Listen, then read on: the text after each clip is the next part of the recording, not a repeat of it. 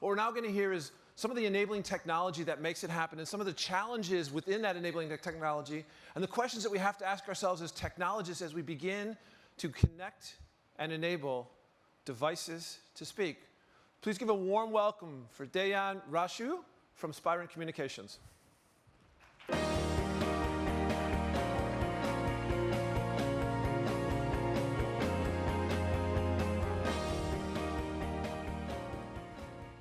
Good morning, Santa Clara. I joined Spirent 2 months ago because of the coolest punk rock story that I've heard in a very long time. A connected avocado. One of my colleagues, Kurt, has a connected avocado farm in the south of California. He's got 900 trees, so what he wanted to do is he wanted to optimize water consumption, right? He embedded sensors in the ground, meshed them to a cellular gateway, and has done such a good job that it has risen a red flag with the authorities. So now the state of California is investigating him because they believe he's been tampering with the water meter. Take a look at the slide. It portrays beautifully the IoT landscape of today. It is an unprecedented, deliciously complicated intersection of 26 billion different trajectories and agendas, all en route to a perceived goal. That goal is to reach a destination in the shortest amount of time possible using your engines. The issue is, for most of us, we still don't know whether or not that end destination is going to value the vehicle or the passengers that we deliver. It is still a best bet and a vote of confidence for most of us entering the IoT space. The only things that are certain is that we have to keep on asking ourselves the main fundamental questions just to be able to make informed decisions. Questions like, what business am I in? Why am I in the business? What value do I bring to my customers?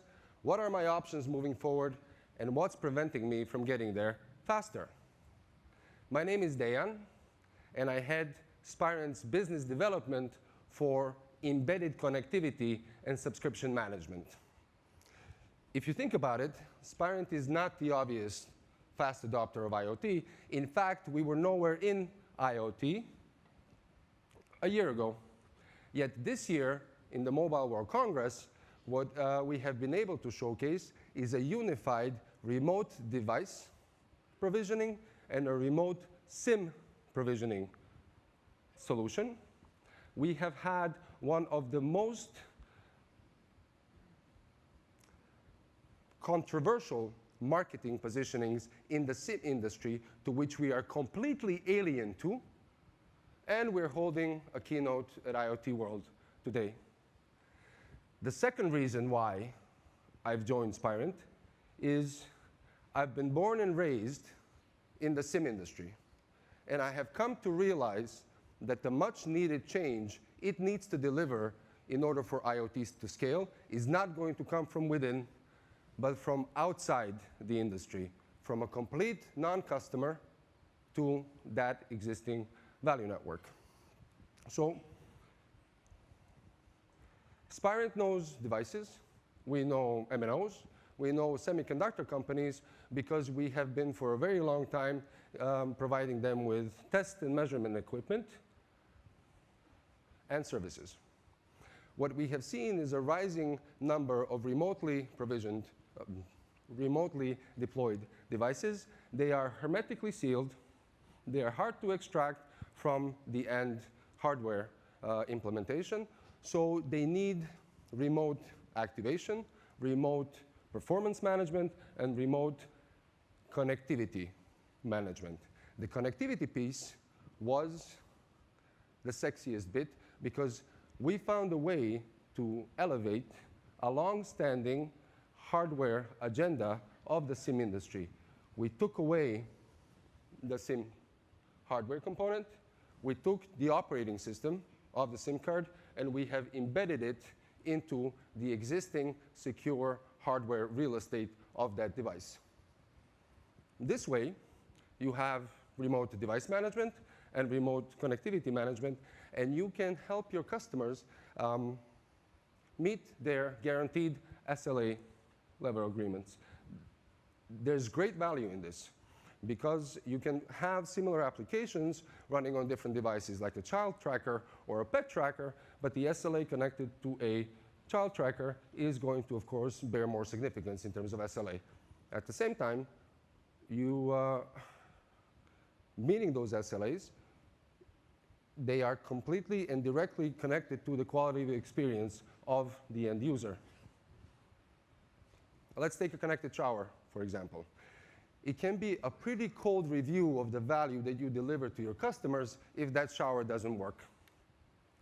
Finally, the fact that the standardization for remote device management and remote cellular connectivity provisioning and management is already available, as well as the technology for it, made wonders for the business case of Spirent entering into IoT. We believe that cellular has a major role to play in IoT. There's going to be 2.6 billion cellular machine-to-machine connections by 2020, which makes 10% of Gartner's 26 billion connected devices. In terms of smartwatches, Beric Insight will tell you that between Q1 and Q3 last year, 11.5 million smartwatches were delivered. That is a massive improvement on a year-to-year level. If you take the connected teddy bear that T-Mobile showcased in Barcelona, and we agree with T-Mobile when they say that connecting cellular to these types of devices make them a more appealing product, because when that teddy bear leaves with your daughter or your son to vacation, it continues being connected. When my crazy friend takes his connected action camera and takes on the slope, he wants to have connected service running on that same device. In terms of automotive, for example, or vehicle-to-vehicle implementations, it becomes mission critical because you have to be able to monitor the performance of your dynamic asset at all times. In industrial, granted, cellular might not be the primary connectivity of choice, but it's definitely a very important backup option. Let's take NetThings, for example, one of our partners. They do energy management for light footprint buildings in both industrial and commercial real estates. Their commercial real estates do not allow them to use Wi-Fi that is existent. The only other option is to use cellular. So smartphones and wearables, they are a different conversation. Embedding cellular connectivity in smartphones is still a taboo topic, especially with our friends, the MNOs. They feel that it's more of a threat than an opportunity for them to embed that connectivity because of the SIM card. The SIM card is the single piece of hardware that the MNOs own in that end device. It has done wonders for them in the past, and it has provided for a secure authentication mechanism on a global scale for their cellular services. Okay? But as we move from connecting devices, from connecting phones to connecting many devices, stakeholders have pushed for a change in this topic. The reason is SIM today in IoT just doesn't do. It's too large. The SIM tray takes up too much space. The connector takes up too much space. So we had to do away somehow with those limitations. Embedded SIM has been provided as the innovation to do away with these. Embedded SIM is still a hardware form factor. it is smaller in size. It's 3 millimeters by 3 millimeters now, and it is soldered into the device. It's not removable. So because it's not removable, we needed to find a provisioning system or create a provisioning system to take the carrier credentials and load them over the air in a secure manner to that embedded SIM card. So the GSMA issued the machine-to-machine specification for remotely provisioning SIM cards in those kinds of devices.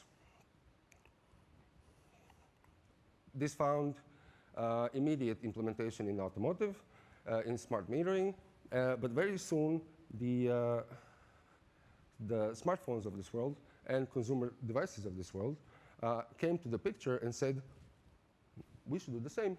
I mean, it's obvious that the same technology can be used here. The MNO said no. They said no, and that tug of war conversation started in 2010 when Apple announced that with Gemalto, which is the largest player in the space, that they're going to embed the SIM card and that the end user is going to be able to download the operator subscription via iTunes. It didn't fly. It scared the MNOs. The rumors will tell you that the MNOs told Gemalto that they will boycott their SIM business if they did, which is a mere $1 billion a year. And at that time, Gemalto was a $2.5 billion company, and that they would not subsidize the iPhones in their sales channel. But last year, the end user requirements finally tipped the point in this conversation. The GSMA put a task force together, and in February this year, they announced the remote SIM provisioning standardization for consumer devices. So now, for both machine-to-machine and consumer devices, you've got a standard out there. We are very happy that this happened because the industry came together, and it's the right step forward. Okay, it allows the end customer to, via the screen or a web application, to download the carrier subscription of their choice to their consumer device, switch in between subscriptions, and even take a subscription from one device and transfer it over to the next. Okay? Now, these are the companies that are endorsing this. Take a moment to look at these logos because they are very familiar to all of you.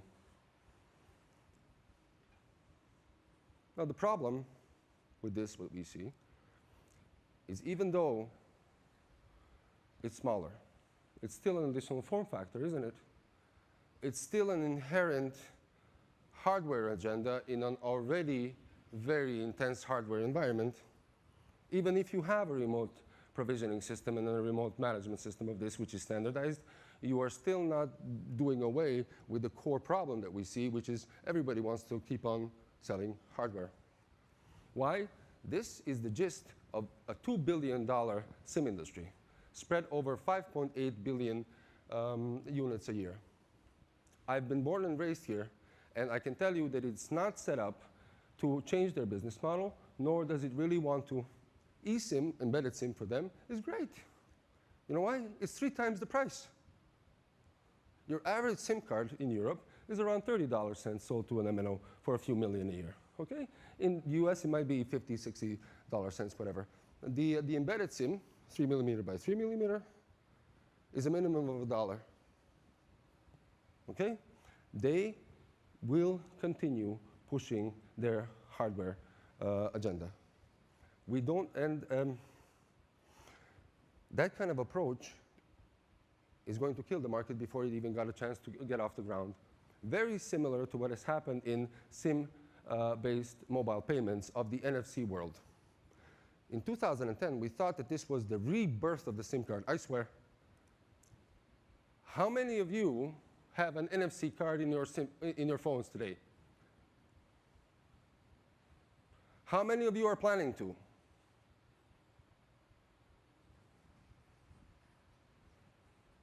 Let me give you an example of exactly what happened, okay? back in my Overture days, Overture Technology days, the second largest vendor, there was an operator that wanted to change all of their NFC cards, all of their SIM cards to NFC. It was 10 million a year. The price difference was sevenfold. Well, we were very excited. It was a 3-year contract, with commitment. The only point was that said, I'm not going to pay more than the most expensive SIM in my procurement portfolio today. We all said no. We all said no because we said we didn't want to kill the market. That year, instead of 10 million, the RFQ was for 500,000. The year after, it was for 250,000. The third year, there was no more RFQ for NFC. The market was dead in 2.5 years.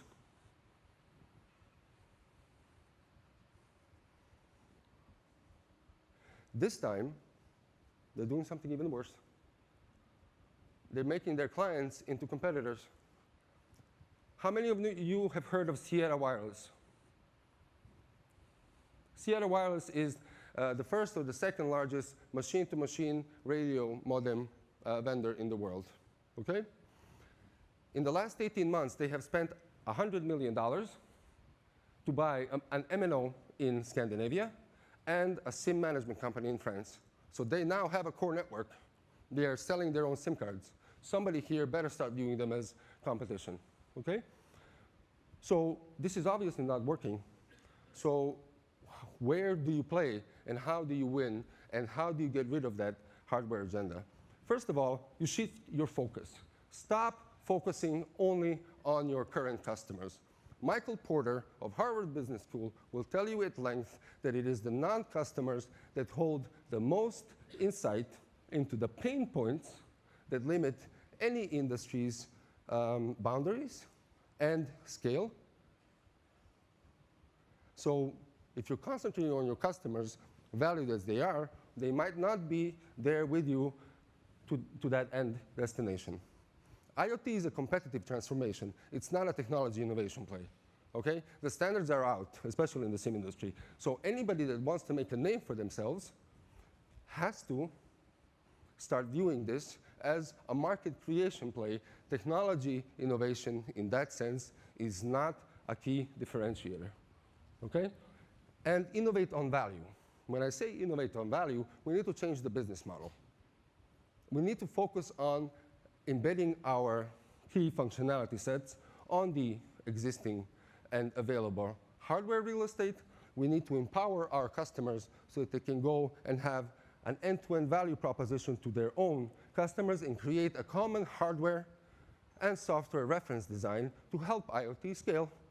Okay? How can you do this? It's very simple. It's the same conversation that you're having today, only start doing it from outside your value network. Start doing it with people who are not your customers. 4 very easy steps. Same things that you do today. Just sit down and explore. Have a conversation. See whether or not there is value to add each other's value proposition to your end customers. If there is value, you go and you start doing a proof of concept scope and a proof of concept agreement. It's very easy. It's very simple, because usually that kind of ecosystem is going to bring a customer that wants to do it. Once you've done this, you start adding the rest of the people from your own value network and from outside the value network. You get industry credibility in a space that you're completely alien to, like Spirent did in SIM. You have a go-to-market channel. You've got a wider solution set. Basically, you've got delivery credibility and capability for this. You have created an ecosystem that is going to help you scale and help you deliver. Once the POC is done, you define new solutions. You can do it yourself. You can do it with some of the other partners. But your value network, more importantly, the people outside your value network, will make sure that whatever you deliver is going to be a key differentiator. We have found endorsement for this with our customers and our customers' customers. We do support the standardization. We think it is a good way forward, but we want to make sure that we deliver value to the current IoT deployments. So ladies and gentlemen, join us. Avocado, anyone? Thanks.